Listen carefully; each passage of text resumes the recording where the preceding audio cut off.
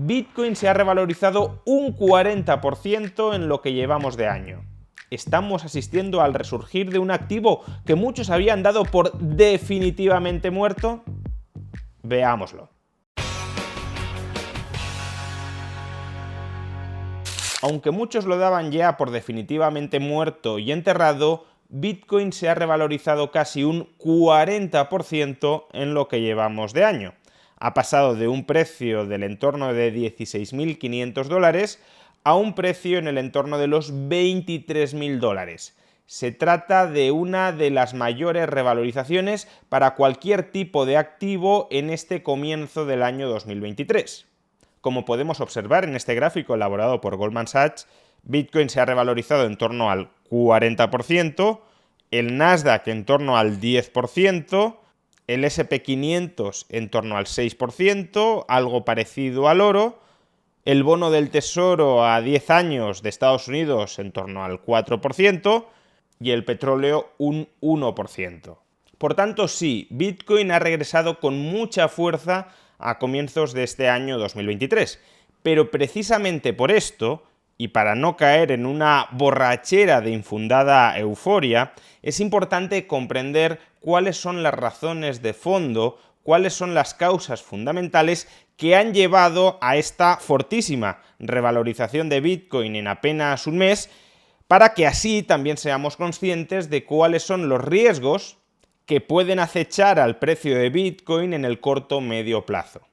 Primero, y aunque pueda parecer paradójico, el precio de Bitcoin ha subido tanto porque la inflación ha comenzado a moderarse y se ha instalado en los mercados la expectativa de que esa moderación va a continuar durante los próximos meses.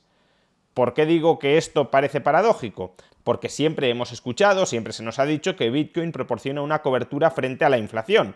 Con lo cual, si proporciona una cobertura frente a la inflación, lo que cabría esperar es que Bitcoin se revalorizara, aumentara de precio cuando la inflación sube, porque estamos buscando esa cobertura frente a la dilución de nuestro poder adquisitivo, y en cambio que pierda atractivo cuando la inflación baja, cuando la inflación se espera que vaya a desaparecer y por tanto cuando Bitcoin no nos vaya a proporcionar ya ningún tipo de servicio.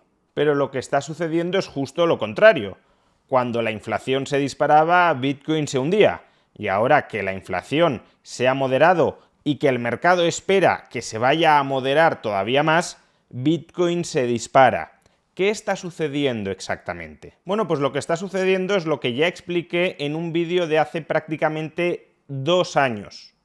Un vídeo de mayo de 2021, que aparece ahora en pantalla por si lo queréis visualizar, y en el que ya alerté en ese momento de que un escenario inflacionista, como era aquel hacia el que claramente nos estábamos dirigiendo en mayo de 2021, casi un año antes de la guerra en Ucrania, lo digo también porque como muchos ahora dicen que la inflación no se podía prever y que la inflación es culpa de la guerra en Ucrania, bueno, en mayo de 2021 ya hablábamos del riesgo de inflación en este canal, y con respecto a Bitcoin ya dijimos que si había inflación, el escenario para los precios de Bitcoin no tenía por qué ser necesariamente alcista, en contra de toda la narrativa mayoritaria de que Bitcoin proporcionaba una cobertura frente a la inflación.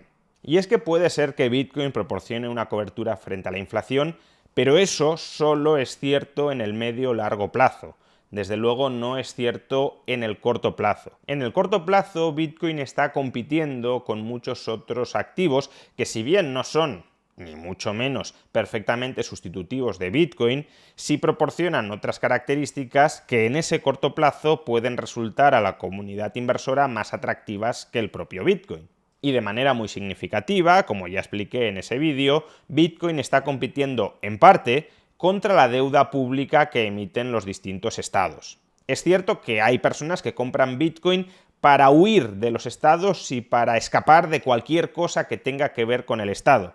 Y por tanto, para ese público, Bitcoin no compite en absoluto con la deuda pública. Pero hay muchos otros inversores que no tienen esa perspectiva y que por tanto sí se plantean invertir en Bitcoin o invertir en otro tipo de activos.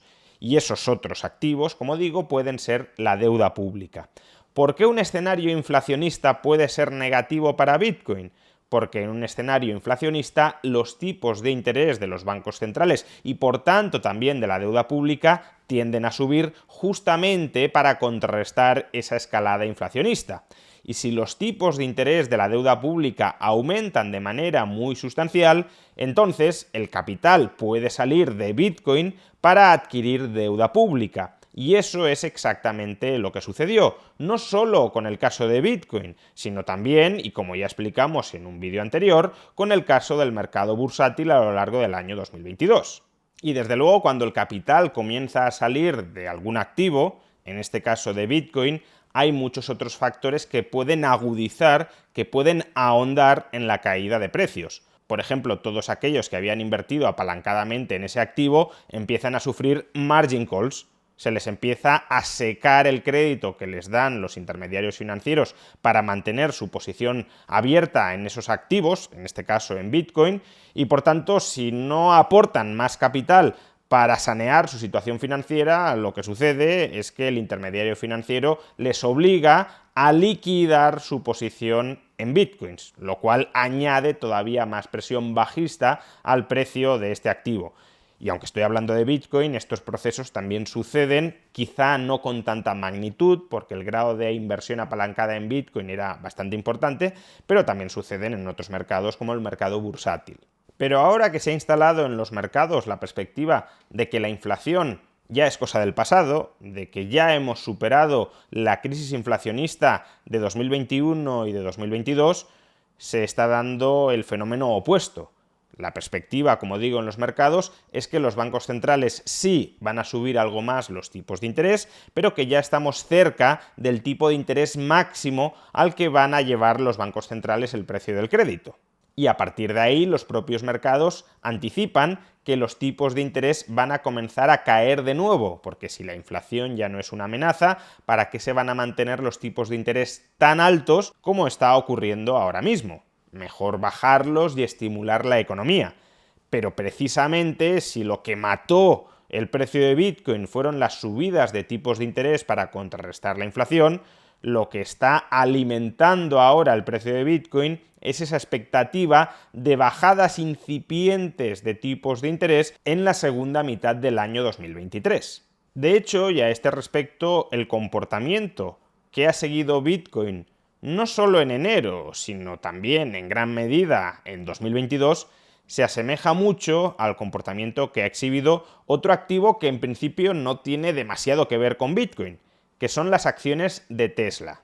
Desde sus máximos de abril de 2022 hasta principios de este año 2023, las acciones de Tesla acumulaban una caída del 70%, un porcentaje bastante parecido a la caída que experimentó Bitcoin. Pero es que en lo que llevamos de año, en este mes de enero, las acciones de Tesla se han revalorizado ya un 60%.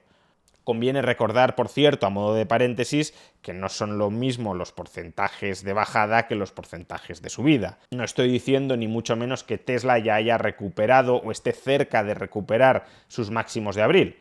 De hecho, para recuperar los máximos de abril todavía tendría que aumentar un 100% adicional el precio de las acciones de Tesla. En cualquier caso, Tesla también se ha revalorizado de manera muy intensa durante este mes de enero de 2023. ¿Y por qué? Pues exactamente por lo mismo que Bitcoin, porque la perspectiva es que la inflación ya ha tocado techo, que los bancos centrales van a volver a bajar agresivamente los tipos de interés a partir de la segunda mitad de 2023 y que por tanto no tiene tanto sentido permanecer en activos como la deuda pública y tiene más sentido empezar a invertir en activos de muy largo plazo, con un rendimiento esperado en el muy largo plazo, como puede ser Tesla o como puede ser Bitcoin. Es decir, y en este sentido, el precio de Bitcoin se está comportando de una manera similar al de una acción growth, es decir, una compañía que basa su capitalización bursátil no tanto en los resultados presentes, no tanto en la riqueza que ya es capaz de crear ahora mismo, sino en la extraordinaria riqueza que se espera que genere en el futuro. Bien, por tanto, si esta narrativa predominante ahora mismo en los mercados se cumple, si es verdad que la crisis inflacionista ya ha llegado a su fin, Si es verdad que los bancos centrales, como consecuencia de haberle ganado la batalla a la inflación, empiezan a bajar los tipos de interés con respecto a sus niveles actuales, si todo esto sucede, uno puede ser prudentemente, moderadamente alcista con respecto al precio de Bitcoin. Pero mucho cuidado, porque esta narrativa oficial actualmente instalada en los mercados no deja de ser un conjunto de expectativas que pueden ser objeto de revisión durante los próximos meses si las cosas no evolucionan como se espera que evolucionen. Por un lado, podría ocurrir que no le hayamos ganado la batalla a la inflación.